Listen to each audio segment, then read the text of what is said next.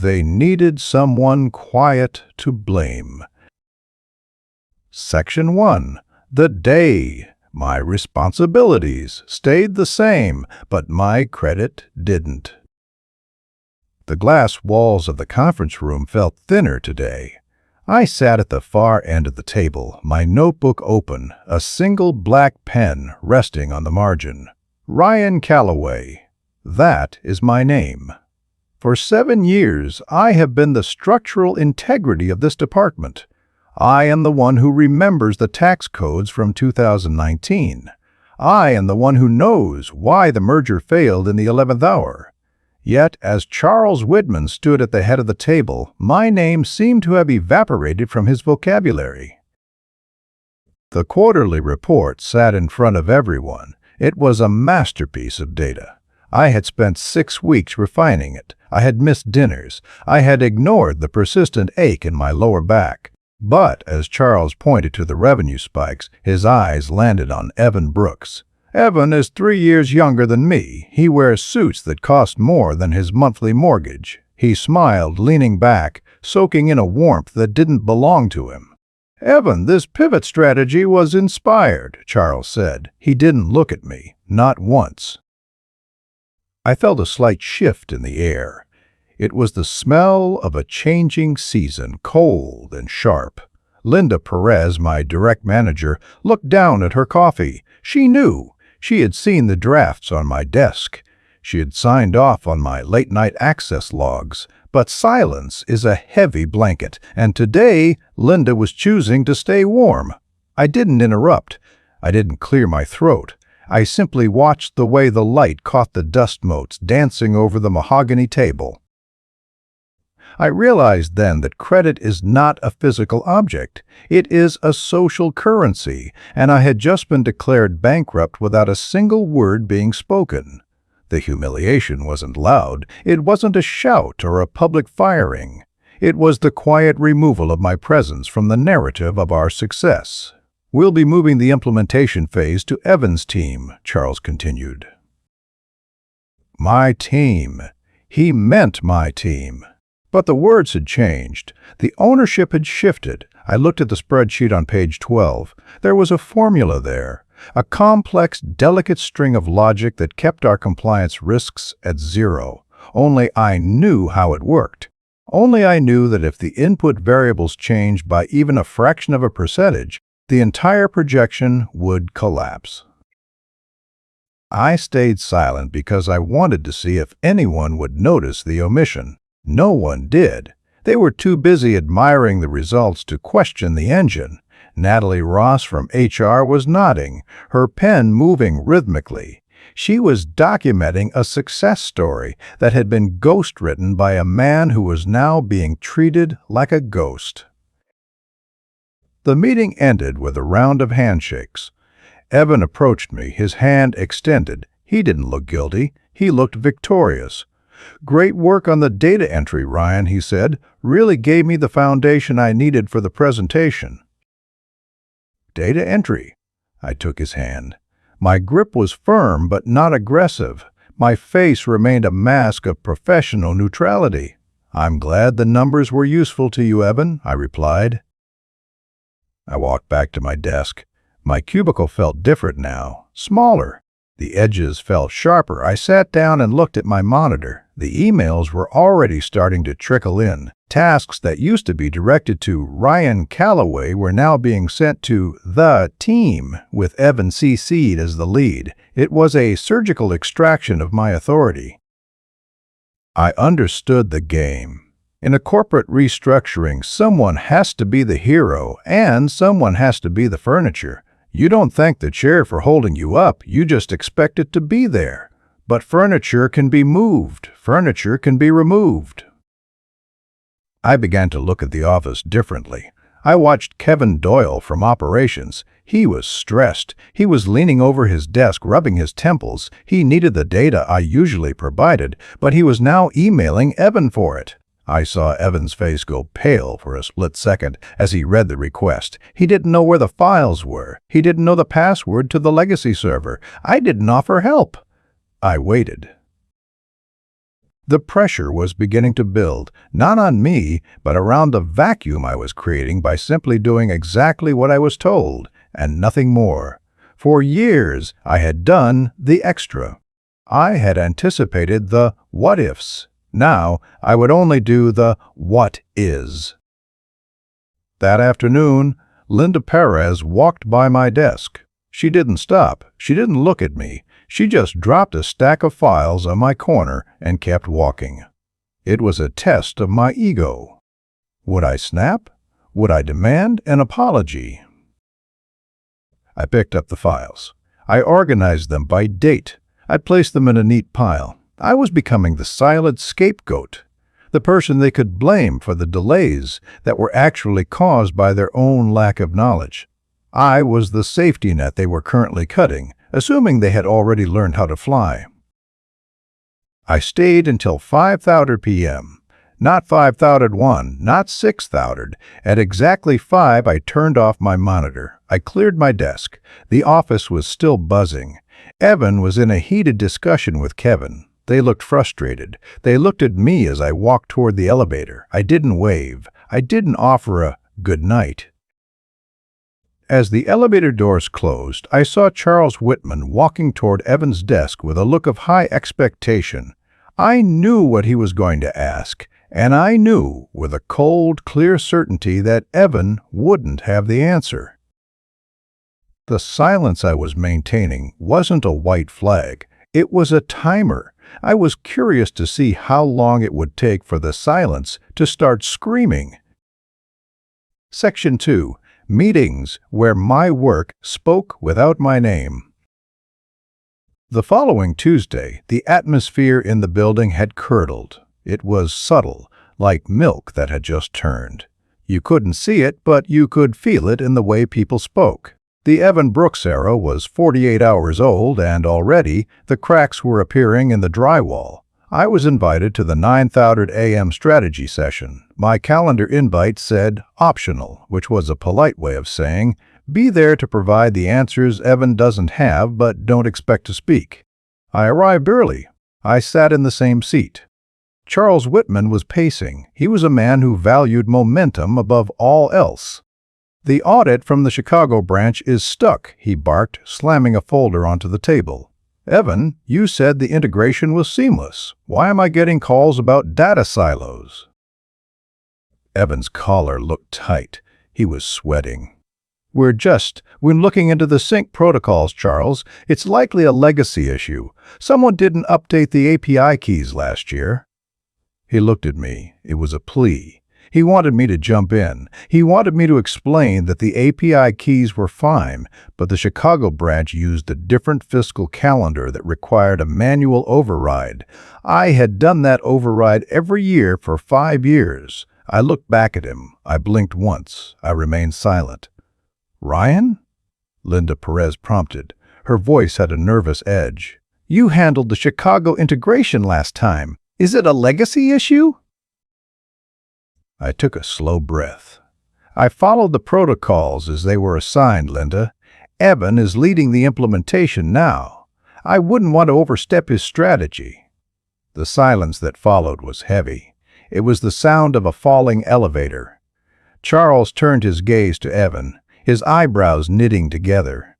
The strategy Evan had been praised for was now a liability. Because Evan didn't have a strategy. He had a stolen map, and he didn't know how to read the legend. Figure it out, Charles said, his voice dropping to a dangerous low. By noon. I spent the rest of the morning at my desk, working on a low-priority archiving project. It was menial work. It was beneath my pay grade. But it was safe. It was invisible. I watched the chaos from the periphery. Kevin Doyle went into Evan's office 3 times. Each time he left looking more agitated. I realized that the organization was revealing its true shape. Without the quiet, constant correction I provided, the stars were beginning to collide. The company wasn't a machine. It was a series of interconnected dependencies. And they had just cut the most vital one because it didn't make enough noise. At 11:30 a.m., Natalie Ross from HR stopped by.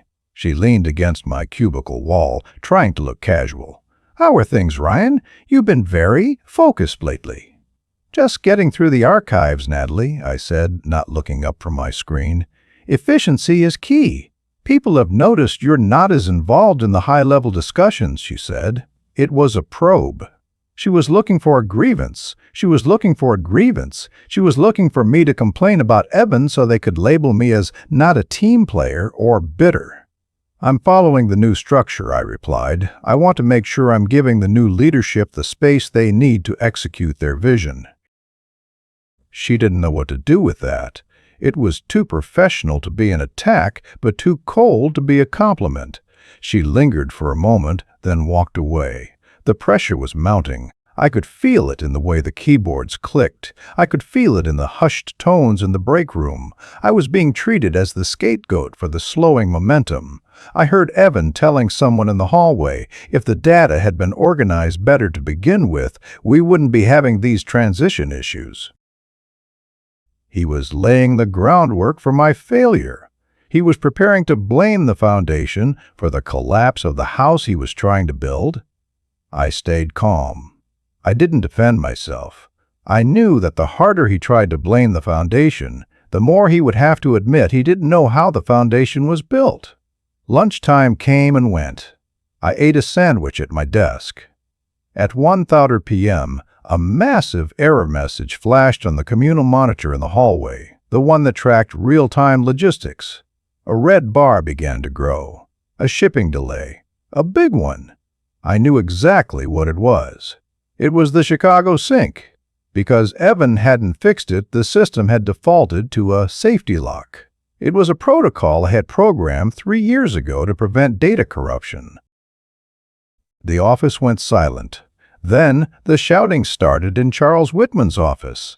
I didn't move. I didn't offer to fix it. I sat there, a reliable employee doing exactly what was in his job description. I watched as Linda Perez ran toward the executive wing, her face pale. I watched as Evan Brooks stared at his screen, his hands shaking. He didn't know the safety lock existed. He didn't know that every minute that red bar stayed on the screen, the company was losing 5 figures in logistics penalties. I looked at my watch. I had 4 hours left in my workday. That was the moment I understood that true power isn't about being the one who makes the decisions. It's about being the one whose absence makes the decisions impossible. They had tried to humiliate me by making me irrelevant, but in doing so, they had accidentally made me the only thing that mattered. As the afternoon wore on, the blame started to shift. People weren't looking at me with pity anymore. They were looking at me with a desperate, hidden expectation. They were waiting for me to be Ryan and save them. But Ryan was busy with the archives. The cliffhanger came at 4:45 p.m. Charles Whitman didn't send an assistant. He didn't send Linda. He walked out of his office, through the sea of panicked employees, and stood directly in front of my cubicle. The entire office went dead quiet. "Ryan," he said. His voice was controlled, but I could see a vein pulsing in his temple. "In my office! Now!" I looked up, my expression perfectly neutral. "I'm just finishing this filing, Charles. I have 15 minutes left in my day. Is it urgent?" The look on his face told me everything I needed to know. The scapegoat was about to be asked to become the savior, but I hadn't decided yet if I was interested in the role. Section 3. I noticed who became comfortable without me. The walk to Charles's office was the longest 20 paces of my career. The carpet seemed to swallow the sound of my footsteps. Behind me, the office was a tableau of frozen faces. Evan Brooks was staring at his keyboard, his posture slumped, the image of a man who had realized the throne he stole was actually a hot seat. Linda Perez was standing by the glass partition, her arms crossed tightly, refusing to meet my eyes. She had been comfortable with my erasure until the consequences of that erasure began to threaten her own standing. Charles didn't sit behind his desk. He stood by the window, looking out at the city skyline.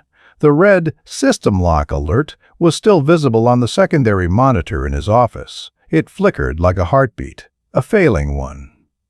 "Sit down, Ryan," he said, his back still turned. I sat. I didn't rush. I didn't look nervous. I placed my hands on my knees and waited. Silence is a vacuum. Most people feel a desperate need to fill it with excuses or apologies. I offered him nothing.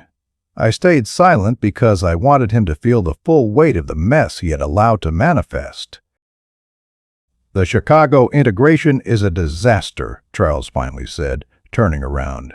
He looked older than he had that morning. "Evan tells me the legacy architecture you built is temperamental. He says it's crashing because of outdated protocols." I stayed silent for a 3-beat. "Is that what he said?" "He said it's an inherited failure," Charles replied, his eyes searching mine for a reaction. "He's claiming the foundation was flawed from the start." I realized then how deep the betrayal went. It wasn't enough to take the credit. They were now attempting to retroactively blame me for the errors caused by their own incompetence. It was a classic corporate maneuver: privatize the gains, socialize the losses. They wanted my labor to be the reason they succeeded and my errors to be the reason they were currently failing. "The architecture isn't crashing, Charles," I said, my voice as level as a horizon line. "It's locked. It's a safety protocol I designed to prevent data corruption when an unauthorized or unskilled user attempts to force a manual override without the proper encryption keys." The room went very cold. Charles narrowed his eyes. "So you're saying it's working exactly as intended?" "Precisely," I said. "It's protecting the company's data from someone who doesn't know what they're doing. It's not a flaw. It's a feature." I stayed silent during the handover because I assumed Evan had been briefed on the security tiers. He seemed very confident in his pivot strategy. The implication hung in the air like a guillotine. If Evan was the genius they had promoted, why didn't he know the basics of the system? Charles leaned forward, his hands pressing into the mahogany of his desk. He was a smart man. He saw the trap. He realized that by promoting Evan and sidelining me, he had handed the keys to the kingdom to a man who didn't know how to open the door. "Fix it," Charles commanded. "I'm afraid I can't," I replied. Charles froze. "Excuse me." "My current job description as of Monday morning's reorganization is limited to archiving and data entry for the regional archives," I said. "I no longer have administrative access to the primary servers. That access was transferred to Evan Brooks. I literally cannot log in to fix it. My credentials were revoked." I watched the realization hit him. In their rush to humiliate me and strip me of my status, they had stripped me of the tools required to save them. It was a bureaucratic suicide. "I'll have Natalie restore your access immediately," Charles snapped, reaching for his phone. "That would require a formal change in my status," I said, "and a formal explanation as to why the lead on this project, Evan, is unable to handle a standard safety lock. If I jump in now, it creates an audit trail that HR and the board will see. It will look like a crisis. Is this a crisis, Charles?" I was forcing him to name it. I was forcing him to admit that they had made a mistake. He glared at me, the phone halfway to his ear. He understood the game now. I wasn't being difficult. I was being precise. I was showing him that competence isn't something you can just reassign on a whim. "Go back to your desk," Charles said, his voice trembling slightly with suppressed rage. "We'll handle this internally." I stood up. "Of course, my shift ends in 5 minutes. If you need me tomorrow, I'll be in the archives." As I walked out, I saw Linda and Evan whispering in the hall. They looked comfortable, comforted by the idea that they could still find a way to make this my fault. But they were mistaking my compliance for weakness. They didn't realize that I was no longer playing the game of Employee of the Month. I was playing the game of Last Man Standing. Section 4. Silence is misread before it. is respected. Wednesday morning arrived with a strange, heavy stillness. The red bar on the logistics monitor was gone, replaced by a gray maintenance screen. They had pulled an all-nighter. I could see the evidence in the crumpled coffee cups and the gray tint of Evan's skin. They had tried to bypass my lock. They had tried to prove they didn't need me. I walked to my cubicle, sat down, and opened my archiving software. Ryan, Linda Perez was suddenly there. She didn't have her usual air of breezy authority. She looked frayed. We need the encryption keys for the 2022 Legacy Bridge. Now! I didn't look up from my screen. The keys are in the secure vault, Linda. Evan should have the master login. The master login isn't working, she hissed, leaning over my desk. We've tried it 12 times. It's locked us out for security reasons. The system thinks we're a cyber attack. I finally looked at her. I let my gaze linger just a second too long, making her uncomfortable. That's because the system is designed to recognize patterns. If a user repeatedly enters incorrect commands, it assumes the account has been compromised. It's a standard U.S. cybersecurity protocol. Ryan, stop the lecture, she snapped. Just unlock it. Charles is on the phone with the Chicago board members. They're losing millions in delayed shipments. I can't, I said. I'm an archivist. My access is restricted to read only. I told Charles this yesterday. He told Natalie to fix your access. I haven't received the digital confirmation or the revised contract, I said. And without that, I am not authorized to touch the live server. If I do and something goes wrong, it's my job on the line. I'm sure you understand. I have to be careful. People are looking for someone to blame. The silence that followed was the moment the power shifted. It was invisible, but it was absolute. Linda knew exactly what I was doing. I was using their own bureaucracy against them. I was using the very rules they had used to sideline me to keep myself out of the line of fire. "What do you want, Ryan?" she whispered. "I want to do my job," I said. "Currently, my job is archiving. I'm very good at it. If the company needs a senior systems architect, they should find one. Oh, wait, they have Evan." I turned back to my monitor. I could feel her eyes burning into the back of my head. She wanted to scream. She wanted to fire me. But she couldn't, because if she fired me, the last person who knew the logic of the company's heart would walk out the door with the only hard monitor. I stayed silent because I realized that my value wasn't in my work. It was in my knowledge of their failure. By noon, the atmosphere had reached a fever pitch. Evan Brooks was no longer the golden boy, he was a liability. I watched as Kevin Doyle, the operations lead, walked past Evan's office without looking in. The status hierarchy was reordering itself. People were no longer gravitating toward the man with the title, they were looking for the man with the answers. But I wasn't giving answers, I was giving silence. I watched how the pressure redistributed itself. Evan began to snap at the juniors. Linda began to avoid Charles. Charles stayed locked in his office, likely explaining to the board why a simple transition had turned into a multi-million-dollar bottleneck. I stayed in my cubicle. I took my lunch at exactly 12:30. I walked to the park across the street. I breathed the fresh air. I felt lighter than I had in years.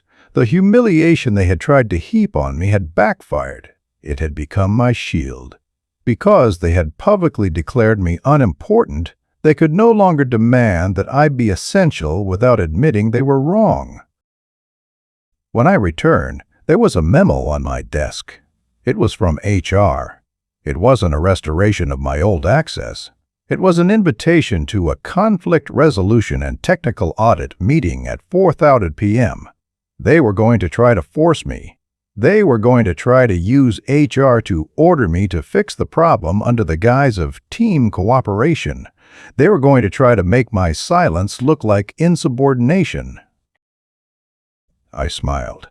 It was the first time I had smiled in a week. They still thought this was about a computer system. They still thought they could win by being louder or using more authority. I stayed silent because I knew something they didn't. The safety lock wasn't just on the servers, it was on the entire department, and I was the only one with the key. As I walked into the conference room at 4:30 p.m., I saw the faces. Charles, Linda, Evan, and Natalie. They were lined up like a tribunal. "Ryan," Natalie said, her tone professional but cold, "we're concerned about your lack of cooperation during this technical crisis. We're here to discuss your future with the firm." I took my seat. I didn't open my notebook. I didn't pick up a pen. I just looked at them one by one until the room went quiet. "My future?" I asked. "I thought we were here to discuss the past, specifically the last 48 hours of data loss." The cliffhanger hung in the air. I had just moved the target from my insubordination to their incompetence, and I had the logs to prove it. Section 5. When accountability starts looking for a shape. The air in the conference room was stagnant, the kind of heavy stillness that precedes a structural collapse. Natalie Ross, the HR partner, cleared her throat and adjusted the folder in front of her. She was trying to maintain the optics of a disciplinary hearing, but the frantic energy coming from Charles Whitman told a different story. Evan Brooks sat at the edge of his seat, his eyes bloodshot, his expensive tie loosened for the first time since he joined the firm. He looked like a man who had spent the night fighting a ghost and losing. "Ryan," Natalie began, her voice practiced and neutral, "we've had reports from your supervisors that you've been withholding critical technical information during a period of high operational risk. In the U.S. corporate structure, quiet quitting or intentional obstruction is a violation of the conduct code. We need to understand why you aren't assisting Mr. Brooks with the Chicago sink." I looked at her. I didn't blink. I didn't show the slightest flicker of defensive anger. "Obstruction is a strong word, Natalie. To obstruct, one must first have the authority to act. As per the reorganization memo sent out by this very office on Monday, my role was transitioned to administrative archiving. I have followed that directive to the letter. I have been 100% compliant with my new job description." "This isn't about job descriptions," Charles interrupted, his voice a low growl. "This is about the company losing $50,000 an hour because our logistics hub is paralyzed. You built this system. You know the back door." "There are no back doors in a secure environment, Charles. There is only the front door, and you gave the keys to Evan," I replied. I turned my gaze to Evan. "Did you lose them, Evan, or did you just forget how to use them?" Evan's face flushed a deep, embarrassed crimson. "I didn't lose anything. The code you wrote is intentionally obfuscated. It's designed to fail if anyone other than you touches it. That's not security, that's job security. You're holding the firm's data hostage." This was the move. They were trying to frame my competence as a conspiracy.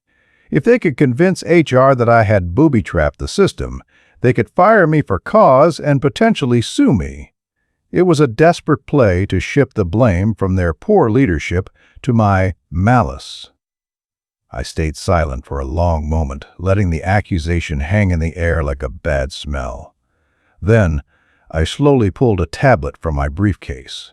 I tapped the screen and slid it across the mahogany table toward Natalie. "What is this?" she asked. "Those are the server logs from last night," I said quietly. "They show 19 separate attempts to force a manual override of the Chicago hub between 2000 a.m. and 5000 a.m. Each attempt was made using Evan's credentials. Each attempt used an incorrect administrative protocol that triggered an automatic encryption shield. If the system is paralyzed, it is because it detected an amateur trying to break into a high-security vault. The system did exactly what I programmed it to do: protect our clients' data from unauthorized tampering." I looked at Charles. If I had obfuscated the code, it wouldn't have generated those logs. It would have just crashed. It didn't crash. It locked itself, because it didn't recognize the person in the captain's chair. The silence that followed was absolute. I had just provided proof that the crisis wasn't a technical failure, but a human one. Evan had tried to play God with a system he didn't understand, and the system had judged him. Natalie looked at the logs, then at Evan, then at Charles. The conduct code argument was evaporating. You can't punish an employee for a system working correctly while his superior is failing. The board wants results, not a forensic report on who typed what, Charles said, though the fire had left his voice. He looked exhausted. Ryan, what does it take to get the hub back online? Right now. It takes an administrator with level 5 clearance and a deep understanding of the legacy sync, I said. And as we established yesterday, I no longer have that clearance. I am an archivist. If we restore your title, Linda Perez spoke up, her voice trembling slightly, if we go back to the way things were, can you fix it tonight? The way things were? I asked, tilting my head. The way where I do the work and Evan takes the credit? The way where my name is removed from reports so the pivot strategy looks more modern? No, we aren't going back to that. That version of the company is the one currently losing $50,000 an hour. I realized I had them. The pressure had redistributed itself perfectly. They were no longer looking for someone to blame. They were looking for a way to survive. And they were realizing that the quiet guy they had tried to step on was the only person who knew where the landmines were buried. "What are you proposing?" Natalie asked, her pen hovering over her notepad. "I'm not proposing anything," I said, standing up. "I'm going to finish my shift. I have 3 boxes of files left to archive. But I will say this, an organization reveals its true shape when stability is tested. Right now, your shape looks a lot like a vacuum." I walked toward the door. I could feel the desperation behind me. It was a tangible thing, a cold draft on my back. "Ryan, wait!" Charles called out. I stopped with my hand on the door handle. I didn't turn around. The system lock will initiate a permanent data wipe if a successful admin login isn't recorded within the next 12 hours. It's a standard anti-theft measure. I'm sure Evan has it under control. I left the room. I didn't look back. I knew that the cliffhanger wasn't just in that room. It was in the countdown I had just invented. There was no permanent wipe protocol, but they didn't know that. And in their current state of panic, they wouldn't dare risk finding out if I was lying. Section 6. My absence became a problem they couldn't define. The next morning, I didn't go to my cubicle. I went to the break room and made a cup of coffee. I watched the office through the glass. It was 8:30 a.m. Usually, this was the time of quiet productivity, but today it looked like a war room after a defeat. There was a group of people gathered around the main logistics monitor. It was still gray. The maintenance screen had been replaced by a blinking red cursor. The 12-hour window I had mentioned was closing. The fear in the room was palpable. I saw Kevin Doyle from operations arguing with a technician from the IT department. "What do you mean you can't bypass it?" Kevin shouted. "It's a custom-built encryption layer, sir," the technician said, shrugging. "Whoever built this didn't use the standard company template. It's built like a black box. If we try to hammer our way in, we might actually trigger a wipe. I'm not touching it." I leaned against the counter, sipping my coffee. I felt a strange sense of peace. I wasn't being malicious. I was simply allowing them to experience the reality of the world they had created. They had decided that I was a commodity, something that could be swapped out for a younger, louder version of success. Now, they were learning that you can't swap a foundation for a coat of paint. Linda Perez approached me. She looked like she hadn't slept in 48 hours. Her hair was messy and her eyes were rimmed with red. She didn't look like a manager anymore. She looked like a drowning person. "Ryan," she said, her voice a cracked whisper, "Charles wants to see you. In the boardroom. The senior board members from Chicago are on the video link." "The board?" I asked, raising an eyebrow.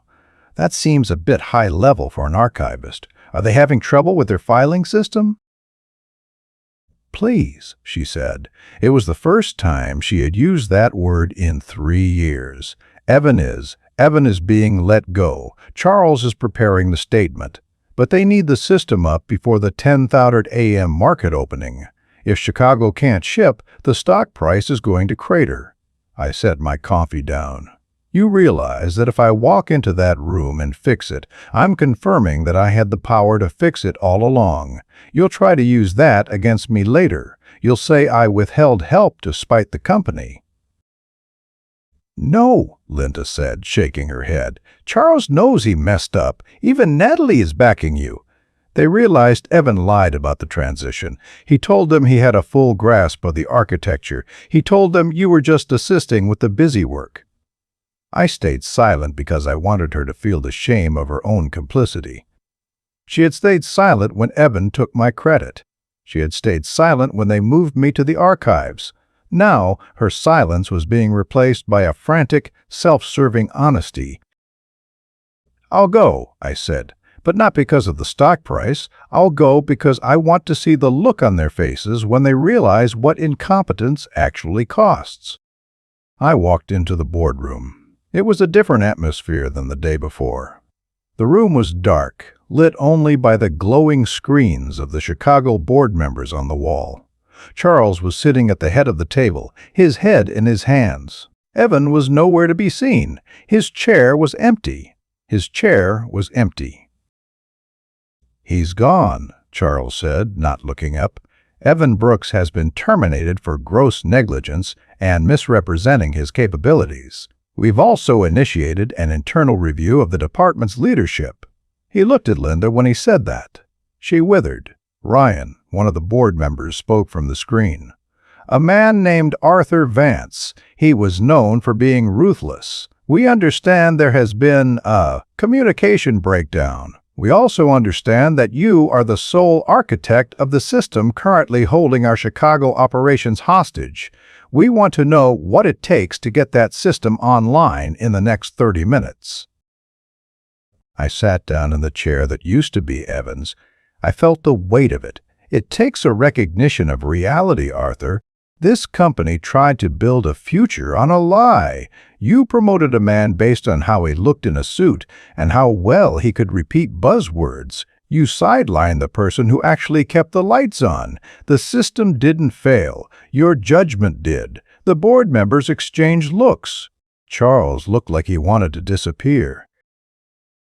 "We are prepared to offer you the Director of Systems Architecture position," Arthur said, "with a retroactive salary adjustment for the last 2 years, and a direct reporting line to me, bypassing local management." I looked at Linda. I looked at Charles. This was the silent dominance I had been waiting for. I hadn't shouted. I hadn't made a scene. I had simply stepped back and let their own weight pull them into the abyss.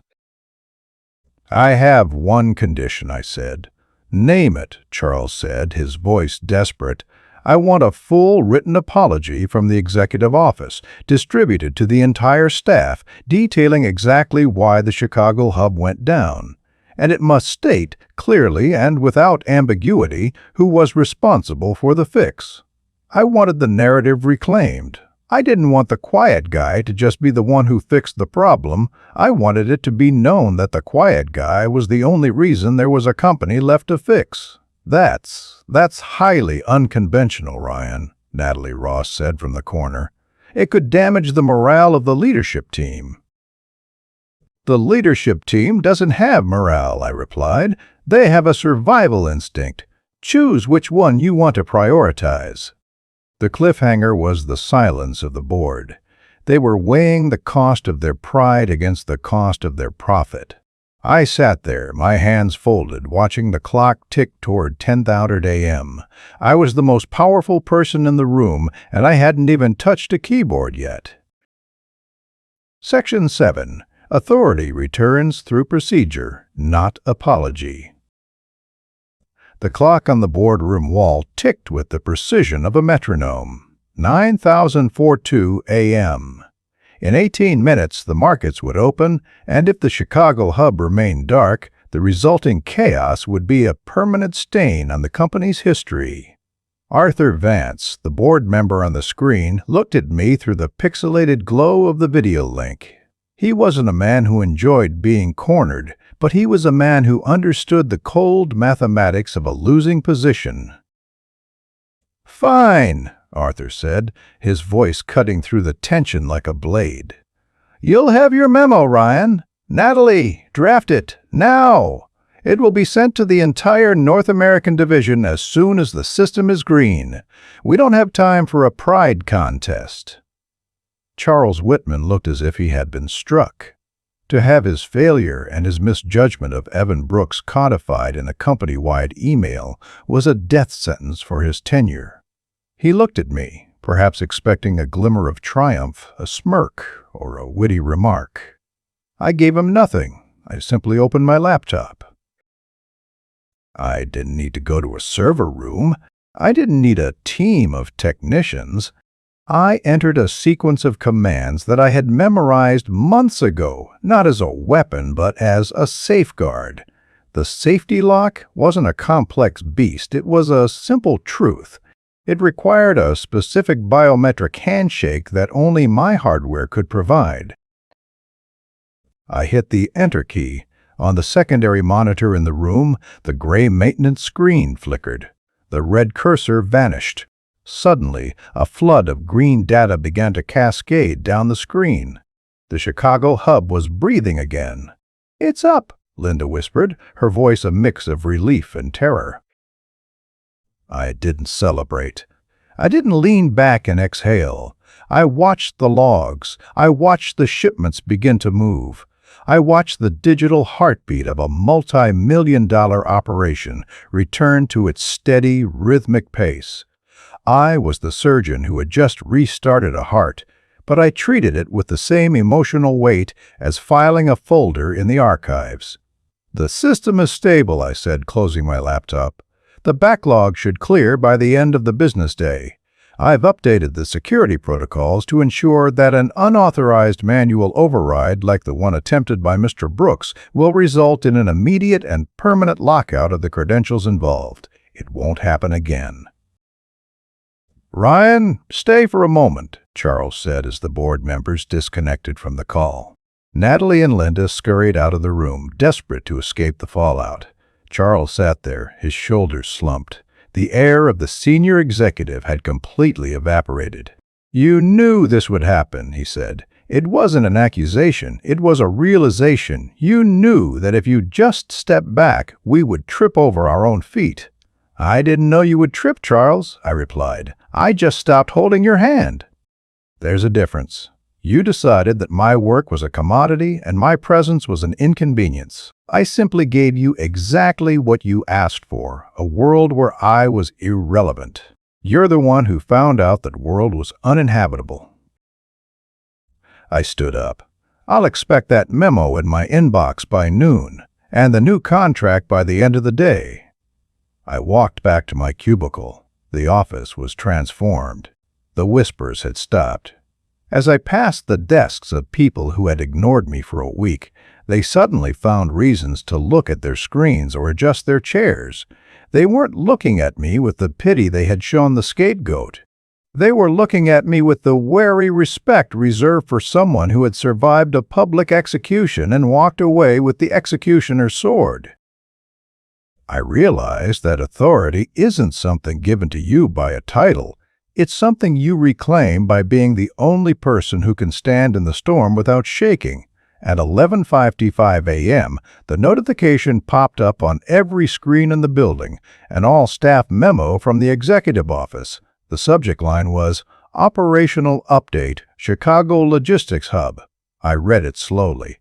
It was a masterpiece of corporate forced honesty. It detailed the mismanagement of technical transitions and explicitly credited Ryan Calloway with the emergency restoration of critical infrastructure.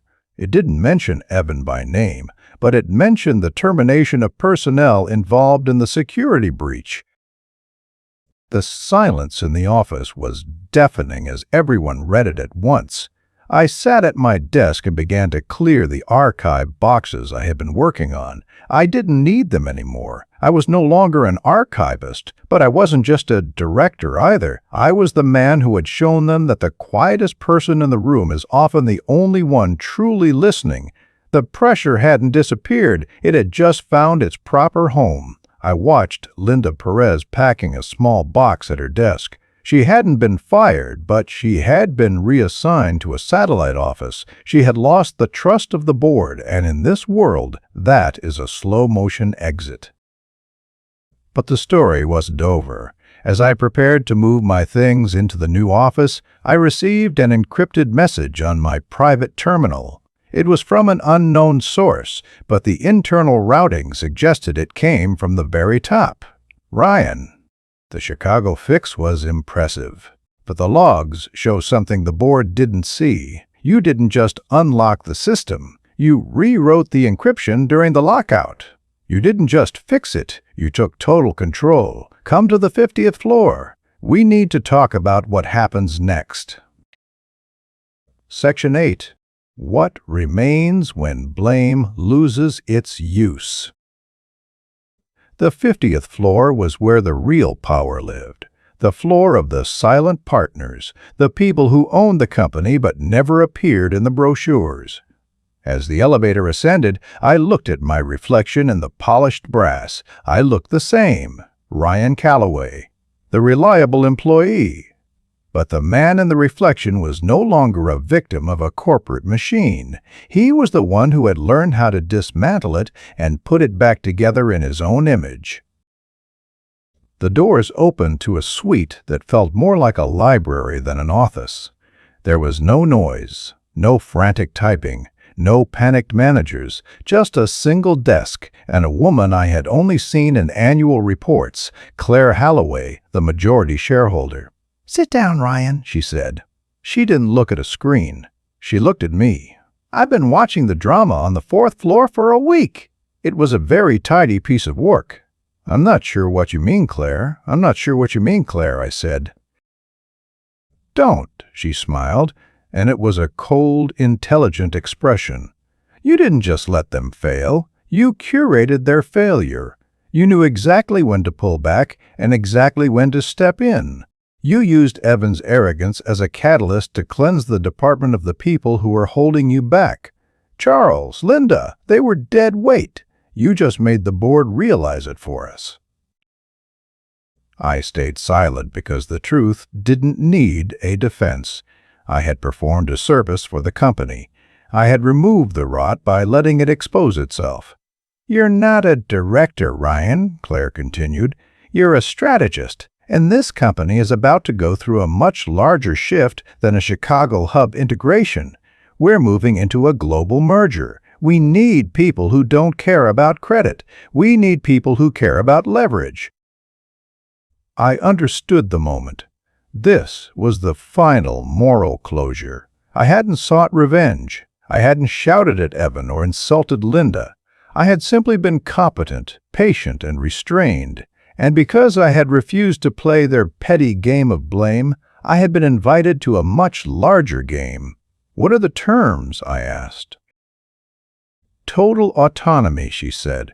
"You report only to me. You build the systems, you set the protocols, and you decide who stays and who goes.